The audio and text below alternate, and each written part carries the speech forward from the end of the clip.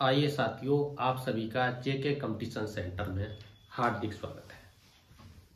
आज आपके लिए बहुत ही महत्वपूर्ण टॉपिक सामान्य हिंदी की जो अशुद्धियां हैं, वर्तनी संबंधी जो अशुद्धियां हैं, उनके बारे में एक महत्वपूर्ण टॉपिक लेकर आए हैं। कुछ पीछे भी बताया अशुद्धियों के बारे में। आज अनुस्वर संबंधित अशुद्धियां, विसर्ग संबंधित अशुद्धियां, ए संबंधी अशुद्धियां या ओ संबंधी अशुद्धियां और उनके आधार पर महत्वपूर्ण प्रश्न लिए गए हैं जो विभिन्न एग्जाम में आते रहे हैं, लगातार आते रहे हैं और उनसे तरह तरह के से बार बार इधर उधर करके पूछा जाता रहा है। इसलिए साथियों, ये बहुत ही महत्वपूर्ण वीडियो है, इसे आपको निश्चित तरीके से देखना है। आइए प्रारंभ करते हैं।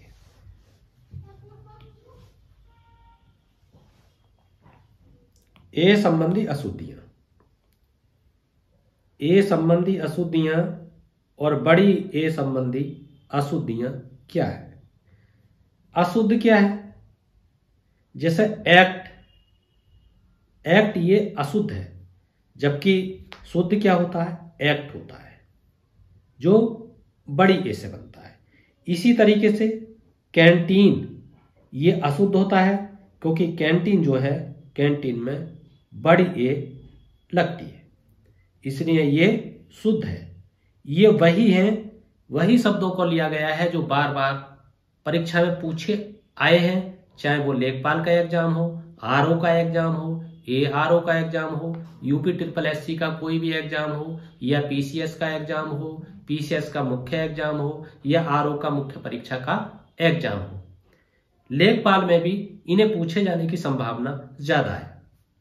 कैबिनेट छोटी ए की मात्रा से है, जबकि शुद्ध क्या है? कैबिनेट, जो आपकी बड़ी ए की मात्रा से बनता है। जैसा गलत है, जैसे में जा पर बड़ी ए की मात्रा का उच्चारण होगा, जो जैसा लिखा जाएगा।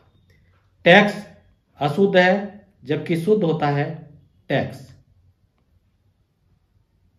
आइए आगे जैसे सने सने हैं, शुद्ध होता है सने सने।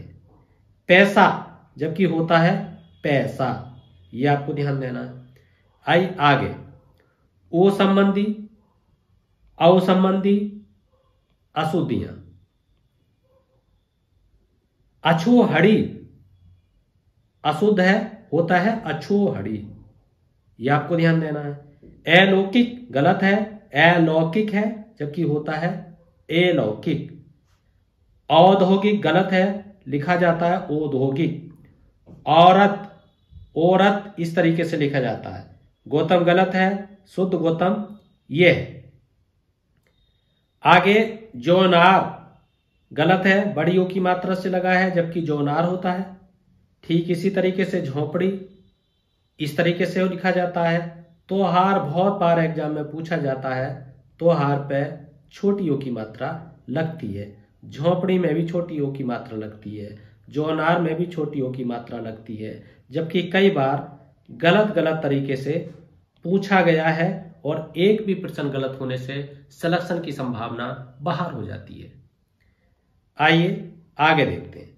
अगला है अनुस्वर और चंद्र बिंदु संबंधी अशुद्धियां। जैसे कि आंख है, आंख लिखा जाता है इस तरीके से। उंगली लिखा जाता है उंगली इस तरीके से। ऊंगना शुद्ध इस तरीके से। ऊंचा शुद्ध इस तरीके से है, जो चंद्र बिंदु से बनता है। कांपना चंद्र बिंदु से बनता है, गूंगा भी चंद्र बिंदु से बनता है। जो ये अनुस्वर संबंधित अशुद्धियां हैं, वो बहुत सारी अशुद्धियां हैं, और भी हो सकती हैं। जैसे कि आपका कुछ लिखते हैं, जैसे हम दांत लिखते हैं, तो दांत हमारा ये अशुद्ध होता है, जबकि शुद्ध क्या होता है? ये वाला होता है। ये आपको ध्यान देना। ठीक उसी तरीके से जैसे पांख लिखते हैं, ये गलत है, जबकि लिखा पांख इस तरीके से जाता है। ठीक उसी तरीके से जैसे बांध लिखते हैं, तो बांध में चंद्र बिंदु वाला बांध बनाया जाता है इस तरीके से। ठीक उसी तरीके से जैसे महंगा, कई बार महंगा लिखा जाता है, ये अशुद्ध है। शुद्ध जबकि महंगा क्या है, चंद्र बिंदु लगेगी हा पे। इस तरीके से ये महत्वपूर्ण शब्द है।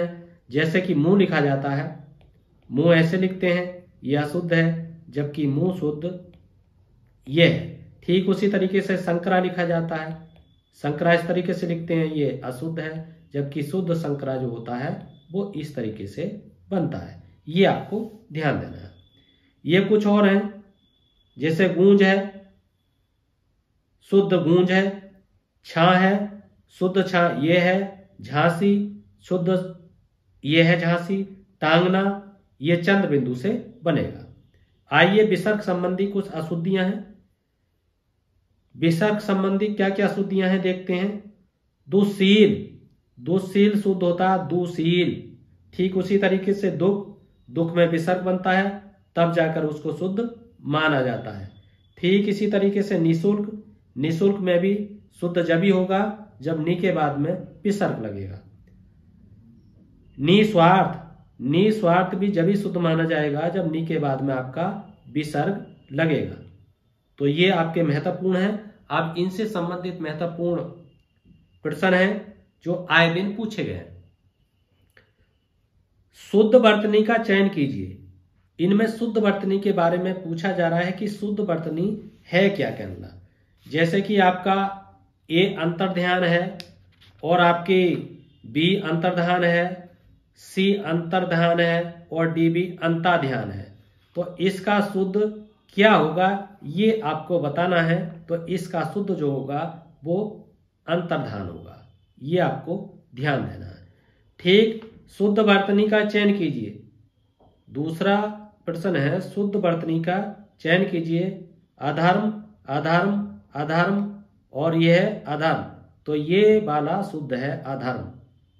ठीक इसी तरीके से शुद्ध वर्तनी का चयन कीजिए। अगला प्रश्न है अनुक्रम, अनुक्रम, अनुक्रम, अनुक्रम, जबकि सभी हैं, इसका सही उत्तर है अनुक्रम। ये आपको ध्यान देना है। अगला है शुद्ध वर्तनी का चयन कीजिए। ऋषि, ऋषि, ऋषि, ऋषि, तो सही वाला ये बी आपका आंसर है। ठीक उसी तरीके से शुद्ध वर्तनी का चयन कीजिए। दीर्घायु, दीर्घायु या दीर्घायु, तो इसका सही उत्तर आपका दीर्घायु है। ये आपको ध्यान देना है। अगला है शुद्ध वर्तनी का चयन कीजिए। श्रृंगार, श्रृंगार में कौन सा है ये आपको ध्यान देना है।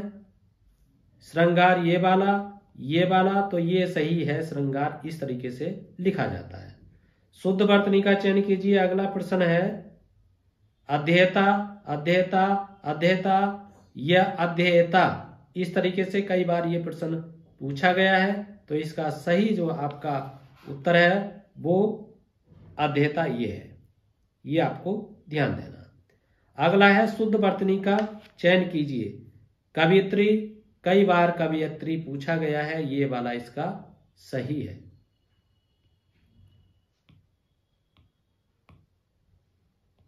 कवियत्री, ये आपको ध्यान देना है।